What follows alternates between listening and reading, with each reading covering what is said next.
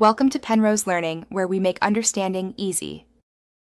You start by opening Google Sheets and selecting or creating the file you need. This gets you into the exact sheet to edit. Once done, tap the pencil icon to enable edit mode so cells are writable. Make sure the keyboard layout and screen orientation fit your column needs. Switch to landscape for wider views. You do this now to avoid redoing entries later and to speed up data entry as you move into filling cells. You tap a cell and begin typing, then press Next or the check mark to commit. This lets you maintain flow. Use autofill by dragging the blue handle to repeat patterns, which saves time on recurring data. For calculations, open the formula bar and type equals SUM, or other functions, you'll see results instantly.